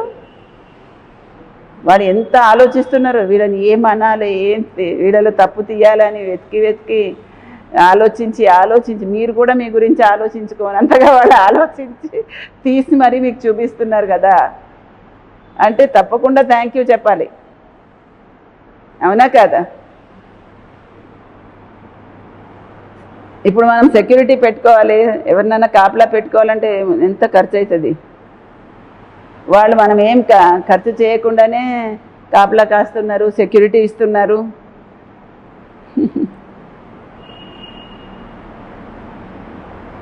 మా అమ్మ ఏమనేవారట అంటే, ఎవరైనా అలా నింద చేస్తే అలా చేస్తే మనం ఎలా థ్యాంక్స్ చెప్పగలము అని ఆలోచన వస్తుంది కదా.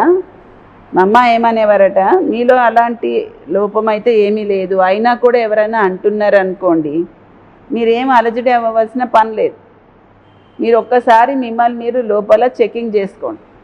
సరే వాళ్ళు అంటున్నారు అంటే అన్నంత లేకపోయినా ఏమన్నా ఇంత ఉందేమో అని ఒకసారి చూసుకోండి. ఇంత ఒక్క 0.1 ఏదైనా % ఉందేమో చూసి దాన్ని కూడా తొలగించేసుకోండి. అంతేగాని వాళ్ళు నన్ను ఈ విధంగా అంటారా, వాళ్ళకి నేను సరిగ్గా చెప్తాను పాఠము, అలాగా అంటున్నామంటే మనం ఏం చేస్తున్నామో మనం కూడా స్వీకరిస్తున్నాం, వాళ్ళు చేసే నిందని స్వీకరిస్తున్నామని అర్థం. ఒకవేళ ఎవరైనా నింద చేశారని మనము అలజడి అవుతున్నాము, తిరిగి దానికి రియాక్ట్ అవుతున్నాము అంటే అర్థం ఏంటి, వాళ్ళ నిందని మనము స్వీకరిస్తున్నామని అర్థము. అంటే ఎక్కడైనా చిన్న సెగ ఉంటేనే పొగ వస్తుంది కదా, సెగ లేకపోతే పొగ రాదు. ఎవరన్నా మన నింద చేశారు, సెగ ఎంత ఉంటుంది, ఇంత ఉంటుంది, పొగ ఎంత వస్తుంది, చాలా వస్తుంది కదా, ఎక్కువ వస్తుంది కదా. సెగ తక్కువ ఉన్నప్పుడే పొగ ఎక్కువ వస్తుంది, సెగ చాలా ఎక్కువ ఉంటే పొగ రాదు. మనం ఏమంటాము, నాలో అంత ఏం లోపం లేదు అయితే కూడా నింద చేస్తున్నా, అంత లేదు పోనీ ఇంత ఉందేమో చూసుకోండి, ఇంత ఉంటే కూడా ఎక్కువ చేస్తూ ఉంటారు నింద ఎవరైనా, పర్వాలేదు చూసుకోండి అంటున్నారు. ఎప్పుడు కూడా మోహిని భయంజీ చెప్పేవారట, మహిమ ఉన్న చోట నింద తప్పకుండా ఉంటుంది అని అంటారట. మహిమ అంటే మెచ్చుకోలు ఎవరైనా పొగుడతారు, ఆ మహిమ ఉన్న చోట నింద కూడా ఉంటుంది. అందుకని మహిమ జరుగుతుందని ఏమి పొంగిపోకండి అని చెప్తారు. అంటే మనకు ఏమైనా సాధనాలు దొరుకుతున్నాయి, సౌకర్యాలు దొరుకుతున్నాయి, అన్నీ అందరి నుంచి మహిమ జరుగుతుంది, ఇది ప్రాలబ్ధము. ఈ ప్రాలబ్ధాన్ని ఇక్కడే మనం స్వీకరిస్తే ఏమవుతుంది, ఎవరైనా మహిమ చేస్తే బాబాకి ఇచ్చేసేయండి, బాబా నీదే ఏమైనా కానీ ఈ గొప్పతనం అంతా నీదే, వీళ్ళు నువ్వు కనిపించట్లేదు కాబట్టి నేనే అనుకొని నన్ను పొగుడుతున్నారు, కానీ అసలు చేయించి వాడివి నువ్వు కదా, ఈ మహిమ ఈ పొగడతలన్నీ నీకే వర్తిస్తాయి, నీకే చెందుతాయి, నీవే అని బాబాకి ఇచ్చేయండి. అప్పుడు వాళ్ళు నింద చేసినప్పుడు కూడా అలాగే చూసుకో బాబా నీదే సంగతి అని అప్పుడు కూడా ఇచ్చేస్తాం కదా. ఎవరు ఎక్కువగా డిస్టర్బ్ అవుతారంటే మహిమని స్వీకరించే వాళ్ళు నిందని తట్టుకోలేరు కదా. మనం మహిమని కూడా స్వీకరించొద్దు, పొగడతల్ని కూడా స్వీకరించొద్దు, అప్పుడు నింద కూడా పెద్ద విషయంలాగా ఏమీ కనిపించదు మనకి. నేను ఎందుకు డిస్టర్బ్ అవుతున్నాను, నేను నిందని ఊహించలేదు, నేను మెచ్చుకుంటారని ఊహించాను, కానీ నాకు ఎదురుగా ఏమొస్తుంది, ఇంకా పైనుంచి నింద వస్తుంది, అప్పుడు నేను డిస్టర్బ్ అవుతాను. నేను మహిమని కూడా ఏమి ఊహించలేదు, దేన్ని ఊహించలేదు, ఆశించలేదు, అలాంటప్పుడు నేను డిస్టర్బ్ అయ్యే విషయమే ఉండదు కదా, ఉంటుందా. ఇక్కడ మనం ప్రాలబ్ధాన్ని స్వీకరించామనుకోండి, ఏదైనా మనం చేసిన మంచి కర్మలు, మంచి పురుషార్థము, సేవ యొక్క రిజల్ట్ వచ్చింది అనుకోండి, దాన్ని ఇక్కడే మనం స్వీకరించామనుకోండి, సత్యయుగి ప్రాలబ్ధంలో మనకి తగ్గిపోతుంది. మనకి మన జమా ఖాతా పెంచుకోవాలి అన్న ఇంట్రెస్ట్ ఉండాలి. ఇక్కడే మనం స్వీకరిస్తే సత్యయుగంలోకి తగ్గిపోయినా పర్వాలేదా, అక్కడ తగ్గిపోకూడదు కదా, ఇక్కడ ఏం పర్వాలేదు, ఇక్కడ ఎలా ఉన్నా పర్వాలేదు. మన జమా ఖాతా పెంచుకోవాలని ఇంట్రెస్ట్ ఉండాలి. అది ఎలా ఉండాలంటే, ఇప్పుడు నేను చాలా బాగా చదువుకున్నాను, చదువుకున్నది నాకు జమ ఎలా అయిందని ఎప్పుడు రుజువు అవుతుంది? నేను బాగా చదువుకున్నానని ఎప్పుడు రుజువు అవుతుంది? పరీక్షలు అయ్యి పరీక్షల్లో నాకు బాగా మార్కులు వచ్చి బాగా ర్యాంక్ వస్తే అప్పుడు నేను బాగా చదువుకున్నాను అన్నది రుజువు అవుతుంది కదా. అలాగే ఏదైనా ఒక పరీక్ష వస్తే బాబా ఇది పరీక్ష వచ్చేసింది అని అనుకోవద్దు. నేను మంచి మార్క్స్ తీసుకోవడానికి ఛాన్స్ దొరికింది అని అనుకోండి. ఎలాగైనా నేను పాస్ అవ్వాలి, ఇక్కడ ఇది పరీక్ష, ఈ పరీక్షలో నేను పాస్ అవ్వాలని అనుకోండి. పాస్ అవ్వాలని అనుకుంటే నేను ఇంకా మంచిగా మార్క్స్ తీసుకొని నా జమా ఖాతాని పెంచుకోవాలని అనుకోండి. అలా అనుకుంటే మన జమా ఖాతా ప్రతి విషయంలోనూ పెరుగుతూనే ఉంటుంది కదా. అందుకే పరీక్ష వస్తే ఏం చేయాలి? పాస్ అవ్వాలి. పాస్ అవ్వాలా, ఫెయిల్ అవ్వాలా, అలజడి అవ్వాలా? అలజడి లేదు, పాస్ అవ్వాలి. ఎలాగైనా సరే పాస్ అవ్వాలని ఉండాలి. స్టూడెంట్స్కి ఎంత పట్టుదల ఉంటుంది, పరీక్షలు దగ్గరకు వస్తున్నాయంటే ఈ పరీక్షలు నేను ఎలాగైనా చాలా బాగా పాస్ అవ్వాలి, బాగా మార్క్స్ తెచ్చుకోవాలి, ఇది నాకు ఛాన్స్, ఇది ఒక ఆపర్చునిటీ, అవకాశం అని అనుకుంటారు కదా. అలాగే మీరు కూడా ఏదో విషయం వచ్చినా ఇది పరీక్ష, దీనిలో నేను ఎలాగైనా పాస్ అవ్వాలని అనుకోండి. పాస్ అయ్యి మార్క్స్ తీసుకోవాలి, నా నంబర్ ముందుకు తీసుకెళ్ళాలి నేను. అవునా కాదా? మరొక విషయం ఏంటంటే మనం యోగి అంటే బ్యాలెన్స్. యోగిలో ఏముండాలి? యోగి లక్షణాలు ఏంటి? బ్యాలెన్స్గా ఉండడము. ఒకటి నిందాస్తుతి మాన అవమానాలలో సంతోషము దుఃఖం అన్నిట్లో సమానంగా ఉండాలి. అవన్నీ కూడా మనకి పాస్ అవ్వడానికి ఒక ఛాన్స్ అని అనుకోవాలి. మార్క్స్ ఎక్కువగా తీసుకొని ర్యాంక్ ముందుకు వెళ్ళిపోవడానికి అవకాశం దొరికిందని అనుకోవాలి. జమా ఖాతాని పెంచుకోవాలని అనుకోవాలి. తర్వాత విషయం ఏం చెప్తున్నారు? యోగి లక్షణం అంటే బ్యాలెన్స్ ఉండడము. బ్యాలెన్స్ ఉండడము అంటే న్యారా ప్యారా. శాంతకుమారి అక్కయ్య మీరు చెప్పారు కదా, యోగి లక్షణం అంటే బ్యాలెన్స్. బ్యాలెన్స్లో ఏముంటుంది? న్యారా ప్యారాగా. యోగిలో తప్పకుండా ఈ బ్యాలెన్స్ ఉంటుంది. బాబా ఎంత న్యారా ప్యారా అన్నదానికి ఒక ఎగ్జాంపుల్ చెప్పారు. యజ్ఞంలో విశ్వకిషోర్ భాయ్ బొంబేలో శరీరం విడిచిపెట్టారు. బొంబేలో శరీరం విడిచిపెడితే పిల్లలు అన్నారంట, బాబా ఆయన శరీరాన్ని ఇక్కడికి తీసుకొస్తామా అని. ఆత్మ వెళ్ళిపోయింది కదా, ఇంకా శరీరం తీసుకొచ్చి ఏం చేస్తారు? అక్కడే దహనం చేసేయండి అన్నారంట. అంటే న్యారా. వాస్తవానికి యజ్ఞంలో బాబాతో సమానంగా శ్రమ చేసింది బాబా, అంత అంకితమైపోయింది, సమర్పితమైపోయింది విశ్వకిషోర్ బాబుజీయే. కానీ బాబాకి చాలా దగ్గర బంధువు కూడా అయితే కూడా బాబా ఏమన్నారు? బాబాకి చిన్నాన్న కొడుకు విశ్వకిషోర్ భాయ్జీ. ఆయన బొంబేలో వెళ్ళి ఆపరేషన్ చేయించుకున్న తర్వాత కొద్దిగా అది సెట్ అవ్వలేదు, చనిపోయారు. ఆ రోజుల్లో వేరేలా ఉండేవి కదా సౌకర్యాలు, ఇప్పట్లాగా ఆపరేషన్ ఆటలాగా ఉండేది కాదు. అప్పుడు ఆపరేషన్ అంటే చాలా భయపడేవాళ్ళు అందరూ. ఏమవుతుందో, ప్రాణం ఉంటుందో ఉండదో అన్నంత భయపడేవాళ్ళు కదా ఆపరేషన్ అంటే. ఇప్పుడైతే ఆపరేషన్లు చేయించుకొని కూడా జనాలందరూ బతికేస్తున్నారు. ఇంకా ఖాతాలు ఉన్నాయి కదా. ఖాతాలు ఉన్నవన్నీ ఎవరు తీర్చుకోవాలి? మనమే కదా. అందుకని ఆపరేషన్ చేయించుకొని కూడా జీవిస్తున్నాం. అప్పట్లో అలా కాదు. ఆపరేషన్ అంటే ఇంకా ప్రాణం ఉంటుందో పోతుందో తెలియదన్న పరిస్థితి. అలాంటి సమయంలో కూడా విశ్వకిషోర్ బాబు బొంబేలో చనిపోతే ఎందుకు ఇంక ఇక్కడ తీసుకురావడం, అక్కడే దహనం చేసేయండి అన్నారు బాబా. ఎంత న్యారా బాబా, ఎంత సమర్పిత బుద్ధి ఆయన, ఎంత యజ్ఞ సేవాధారి, యజ్ఞ రక్షకుడుగా అన్ని విషయాలలో ఉన్నారు. అయినా కూడా బాబా న్యారా. ఎంత న్యారా అంటే అంత న్యారా. ఆ విధంగా ఉండాలి న్యారా ప్యారా అంటే.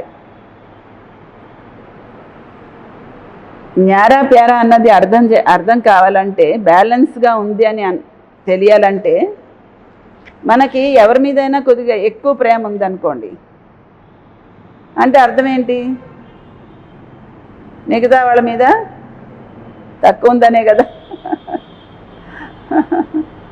అది బ్యాలెన్స్ ఉందన్న అర్థము. బ్యాలెన్స్ లేదన్నట్టే కదా. అది తెలుస్తుంటుంది కదా. ఎవరినైనా మనం ఆ విధంగా చూసినా, మనని ఎవరైనా ఆ విధంగా చూసినా ఎదుటి వాళ్ళకి కూడా తెలుస్తుంది, మనకు కూడా తెలుస్తుంది. వీళ్ళు అలా అంటున్నారు కానీ వీళ్ళు బ్యాలెన్స్ చేయట్లేదు, వాళ్ళని ఎక్కువ ప్రేమ చూపిస్తున్నారు, వీళ్ళని అంత చూపించట్లేదు, మమ్మల్ని అంత చూపించట్లేదు అని తెలుస్తుంది కదా. అలాగా ఎవరి మీదన్నా ఎక్కువ ఉంది అంటే ఇంకోటి మీద తక్కువ ఉందనే కదా ప్రేమ. బ్యాలెన్స్ ఉండాలి, ఎక్కువ లేదు తక్కువ లేదు అంటున్నారు. యోగి జీవితం అంటే కమల్ పుష్ప సమానంగా ఉండాలి. కమల్ పుష్పము న్యారా ప్యారా కదా. మరి 4వ విషయం, లాస్ట్ పాయింట్, ట్రస్టీగా ఉండాలి. ట్రస్టీలు ఎలా ఉంటారు? విశ్వాసపాత్రులుగా ఉంటారు కదా. మనం ఇప్పుడు బాబా పిల్లలు ట్రస్టీగా ఉంటున్నాం కదా. ట్రస్టీయేనా? ట్రస్టీ అంటే ఏది మనది కాదు, అన్నీ మనవే. ఎలా ఉండాలి? ఏది మనది కాదు, అన్నీ మనవే అన్నట్టు ఉండాలి. ఇప్పుడు అందుకే బాబా మనని గెస్ట్ లాగా ఉండమంటారు. గెస్ట్లా ఉండమంటారు కదా. గెస్ట్ ఎక్కడన్నా వెళ్తారనుకోండి, అన్నీ దొరుకుతాయి, అన్నీ ఉపయోగిస్తారు. దేన్నన్నా వెంట తెచ్చేసుకుంటారా? లేదు కదా. అలాగే ఇక్కడ కూడా మనం అంతే. ఈ డ్రామాలో మన పార్ట్ ప్లే చేస్తున్నాం. అన్నీ ఉండొచ్చు కాక, కానీ అన్నీ మనవే, ఏది మనది కాదన్నట్టే ఉండాలి. ఏది మనం మనతో పట్టుకెళ్ళేది లేదు కదా. అంటే మనం ట్రస్టీ అయితే కనుక బాబా శ్రీమతం లేకుండా ఏది ఉపయోగించకూడదు. ట్రస్టీ అయితే అన్నీ బాబావి కదా, అవునా? ట్రస్టీ అయితే అన్నీ బాబావి అన్నప్పుడు మనము దేన్ని మన అభిప్రాయంతో, మన మతంతో ఉపయోగించకూడదు. బాబా అభిప్రాయం ప్రకారం, బాబా శ్రీమతం ప్రకారమే ప్రతిదీ మనము ఉపయోగించాలి. మన అభిప్రాయం అనవసరం అక్కడ. ట్రస్టీ అంటే మనకి విశ్వాసపాత్రులని అంటున్నారు కదా. మనకి బాబా పైన విశ్వాసం ఉంది, రైటే. కానీ బాబాకి నా పైన ఎంత విశ్వాసం ఉంది అది కూడా కావాలి కదా. నాకు బాబా పైన విశ్వాసం ఉంది, ట్రస్టీ అంటే అన్నీ బాబావే అది అనుకుంటున్నా నేను. కానీ బాబాకి కూడా నా పైన అంత విశ్వాసం ఉండాలి కదా. అలాగా నేను నడవాలి కదా. దానికి ఆశా దీది ఒక ఎగ్జాంపుల్ చెప్పారు. ఏదైనా ఒక విషయాన్ని, ఒక బాధ్యతని అప్పగించాలని బాబా అనుకుంటారని, ఒక చాలా సూక్ష్మమైన గుహ్యమైన విషయాన్ని ఎవరికైనా అప్పగించాలని అనుకుంటే, అక్కడ నేను, జానకి దాది, ఇంకో దాది ఎవరన్నా ఉంటారు, ముగ్గురు ఉన్నాము. బాబా ఎవరికి అప్పచెప్తారు అని అడిగారు. ఎవరి మీద ఎక్కువ విశ్వాసం బాబాకు ఉంటుంది అని అడిగారు. ఏదైనా ఒక విషయాన్ని బాబా ఎవరికైనా అప్పచెప్పాలని అనుకున్నారు. అక్కడ నేను, జానకి దాది, ఇంకొకరు ఎవరైనా ఉన్నారు. బాబా ఎవరికి అప్పచెప్తారు చెప్పండి? జానకి దాదికే అప్పచెప్తారు.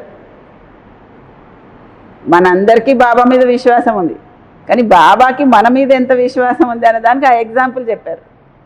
జానకి దాది మీద ఎక్కువ ఉంటుంది కదా న్యాచురల్గా విశ్వాసం, నమ్మకం అనేది బాబాకి, అవునా కాదా? ఇప్పుడు దాది ఉండగా కూడా చాలామంది మధుబన్ వెళ్ళేవారు. వెళ్ళినప్పుడు ఏమైనా సహయోగం ఇవ్వాలంటే జానకి దాదికి ఇస్తామని ఎందుకు అంటున్నారు? ఎందుకంటే జానకి దాది మీద విశ్వాసం అది కదా. అర్థమవుతుందా? అలాగా మన మీద బాబాకి ఎంత విశ్వాసం ఉంది. నాకు బాబా మీద విశ్వాసం ఉంది. అలాంటి ట్రస్టీ అవ్వాలి నేను. బాబా శ్రీమతం లేకుండా ఏది ఉపయోగించకూడదు. ఓం శాంతి. మరి యోగి జీవితం అంటే అన్ని విధాలుగా వికాసం కదా, అన్ని విధాలుగా ఉన్నతి. మన ప్రతి ఒక్క చర్యలోనూ, ప్రతి ఒక్క ఆలోచనలోనూ, ప్రతి ఒక్క వ్యవహారంలోనూ యోగం యొక్క వెలుగు కనిపించాలి. అవునా? కానీ యోగం విషయానికి వస్తే క్లిష్టమైన పరిస్థితుల్లో మన స్థితిని స్థిరంగా ఉంచుకోవడము, అక్కడే బాగా యోగం కనిపిస్తుంది కదా. సాధారణ సమయంలో కూడా మన యోగ స్థితి కావాలి, కానీ క్లిష్ట పరిస్థితిలో మన స్థితిని ఎంత నిలబెట్టుకోగలుగుతామో స్థిరంగా అక్కడ యోగం బాగా కనిపిస్తుంది. అవునా? ఉదాహరణ చెప్పాలంటే అదే అక్కయ్య ఢిల్లీలో ఒక అన్నయ్యది ఎగ్జాంపుల్ చెప్పారు కదా, ఎంత కోట్ల మీద నష్టం వచ్చేసినా సరే బాబా ఉన్నారు కదా, బాబా చూసుకుంటారు కదా అని. అంటే అలాంటి సమయంలో కూడా మనకు ఎలా ఉండాలంటే ఎవరన్నా వచ్చి నా మీద సానుభూతి చూపించాలి, నన్ను అడగాలి, నాకు ప్రోత్సాహం ఇవ్వాలి, ఇలాంటి స్థితి మనకు ఉండకూడదు. ఏదైనా క్లిష్ట పరిస్థితులు వచ్చినప్పుడు కొంతమంది పరివారం కూడా అంటుంటారు. ఏమంటుంటారంటే, అప్పుడు నాకు ఎంత కష్ట పరిస్థితి వచ్చింది, అప్పుడు అక్కయ్య రానే లేదు, అడగనే లేదు. ఎవరు అడగవలసిన పని లేని స్థితిలో నేను ఉన్నానంటే గ్రేట్ కదా, అవునా కాదా? ఎవరన్నా బలహీనం అయిపోతే వాళ్ళు బలహీనం అయిపోకుండా పట్టుకోవడానికి ఎవరన్నా వెళ్ళాలి, కానీ ఎవరన్నా స్ట్రాంగ్ వాళ్ళైతే వాళ్ళని ఎవరన్నా అలా పట్టుకొని నిలబెట్టాలన్నంత అవసరం లేదు కదా. అలా కూడా సేవ ఎందుకు తీసుకోవాలి మనము? ఎవరన్నా వచ్చి నన్ను అడగాలి, ఎవరన్నా వచ్చి నాకు సానుభూతి చూపించాలి, ఇది కూడా రైట్ కాదు కదా. కొంతమంది పరివారం అలా ఉంటారు. వాళ్ళు ఏమంటారంటే, మీకే బోల్డ్ ఏదో ఒకటి సేవ ఉంటుంది కదా అక్కయ్య, ఎందుకు మీకు బాగాలేదు చెప్పలేదు ఏమనంటే వాళ్ళు అలా అంటారు. మీకే బోల్డ్ సేవ ఉంటుంది, మీరే ఏదో ఒక దాంట్లో బిజీ ఉంటారు, మళ్ళీ మాది కూడా ఒక పని మీకు ఎందుకు పెట్టడం అని మేము చెప్పలేదు. బాబా ఉన్నారు కదా, బాబా చూసుకుంటారు కదా, అన్నీ సరైపోయినాయి, బాబా శక్తిని ఇచ్చారు, బాబా ధైర్యం ఇచ్చారు, అలా చెప్తారు కొంతమంది పరివారం. కొంతమంది ఎలా ఉంటారంటే, వాళ్ళకి ఏదైనా చిన్న ఇబ్బంది వస్తే 10 మంది రావాలి, అందరు అడగాలి, అందరు పట్టించుకోవాలి, అలా అనుకుంటారు కొంతమంది. ఇప్పుడు చేయవలసింది మన స్వపురుషార్థము, స్వస్థితి, ఆత్మ పరిశీలన. ఓం శాంతి.